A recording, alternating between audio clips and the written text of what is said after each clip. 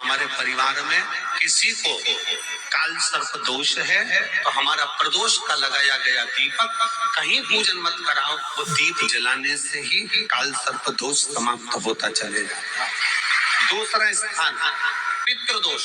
अगर किसी ने कह दिया कि तेरे घर में पितृदोष है, तेरे घर में, कई लोग बता देते हैं कि तुम्हारे घर में, कई माताएं पूछती हैं मेरे घर में बेटा नहीं, मेरे घर में 3 बेटी हो गई, 4 बेटी हो गई, 5 बेटी हो गई, बेटा नहीं है, बेटा नहीं, तो किसी ने कह दिया पितृदोष है।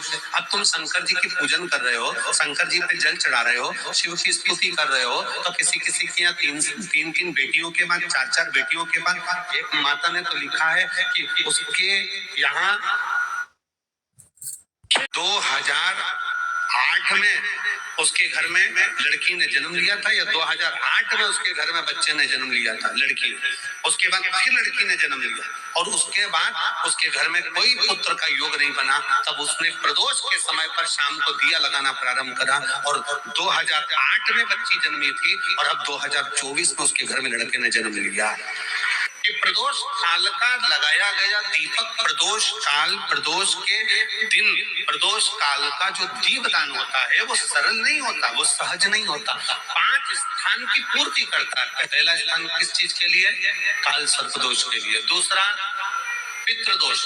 कैसा भी तुम्हें कोई पितृदोष बता दे, कितना भी तुमसे कोई कह दे कि तेरे घर में पितृ का दोष है, तेरे घर में ये दोष है, अगर आप प्रदोष के दिन, प्रदोष काल में, अर्थात सूर्य अस्त के समय के 2:45 तक का जो समय होता है, 2 घंटे के समय का, उसके अंतर्गत अगर आप प्रदोष काल के समय में भगवान शंकर को दीप लगाने के लिए अगर पहुंचे हो तो वो आपको फल देगा ही, पितृ दोष का निवारण होगा ही, चाहे तुम कुछ करो चाहे मत करो, और पितृ की शांति करा दे।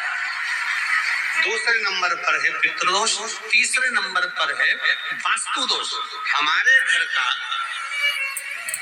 अब एक बहुत बहुत सावधानी से श्रवण करने वाला विषय है, वंश की वृद्धि नहीं है। 30 वर्ष शादी के हो गए, 40 वर्ष शादी के हो गए और औलाद है ही नहीं। डॉक्टर ने भी हाथ नीचे कर दिया,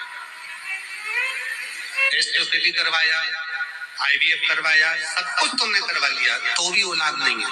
तब आखिरी में एक काम चालू करो, प्रदोष का दिन दोनों पति पत्नी व्रत चालू कर दो प्रदोष का, और प्रदोष काल में शाम के समय जाकर एक ही दिए में 2 लंबी बाती जानते हो ना, रुई की लंबी कपास की बाती 2, और दोनों बाती एक ही दिए में रखकर पति पत्नी दोनों उसको प्रज्वलित करना प्रारंभ करें। बाबा संतान देकर ही रहेगा, औलाद आएगी ही। दीप की जो बाती में अंतर आ जाता है, एक गोल बाती में और लंबी बाती में अंतर आता है, बहुत अंतर आता है। पितरों के लिए गोल बाती का प्रयोग बहुत कम होता है हमारा, देवी जी के लिए, माता रानी के लिए, जगत जननी के लिए गोल बाती का प्रयोग बहुत कम होता है हमारा, ध्यान रखिएगा। एक पितृ के लिए, एक जगत जननी जगदम्बा दुर्गा भवानी के लिए गोल बाती का प्रयोग कम होता है, लंबी बाती का प्रयोग ज्यादा होता है। क्यों? क्योंकि हमारे घर की कुल देवी और हमारे घर के पितर हमारे वंश की वृद्धि करें, इसलिए लंबी बाती रखी जाती है, जिससे हमारा वंश बहुत लंबा चले, बहुत उन्नति की ओर बढ़े, इसलिए लंबी बाती का प्रयोग किया। शिव महापुराण की कथा कहती है 5 जगह पर हमारा जलाया गया एक दीप जो प्रदोष के दिन, प्रदोष काल में लगाया जाता है, 5 जगह पर भारी पड़ता है। पहले नंबर पर जम के बोलते जाओ, काल सर्पदोष। दूसरे नंबर पर पितृदोष। तीसरे नंबर पर घर का वास्तु दोष। हमारे घर में कितना भी वास्तु दोष है, कोई ने कह दिया यहाँ बाथरूम नहीं बनना थी, यहाँ पर शौचालय नहीं बनना था, यहाँ सीढ़ी नहीं बनना थी, वो सीढ़ी वहां बनना थी, ये सीढ़ी वहां बनना थी, तुम पूरा घर तोड़वा के देख लो, उसके बाद में जैसा वास्तु वाले वैसा करा कर देख लो, उसके बाद भी तुमको शांति नहीं मिले तो समझ लेना कि तुम्हारे घर में वास्तु दोष तो तुमने दिखाकर समाप्त कर लिया, फिर भी वो समाप्त नहीं हो रहा, तो प्रदोष काल का लगाया गया प्रदोष के समय का दिया आखिरी में वास्तु दोष को भी समाप्त कर देता है और उसमें भी फल प्रदान करता है। काल सर श्री शिवाय नमस्तुभ्यम। प्रदोष के दिन प्रदोष काल में दीपक का महा उपाय गुरु जी द्वारा बताए गए। अगर इस उपाय को आप करते हैं तो आपके जीवन से कितने कष्ट और दुख बाहर हो जाएंगे।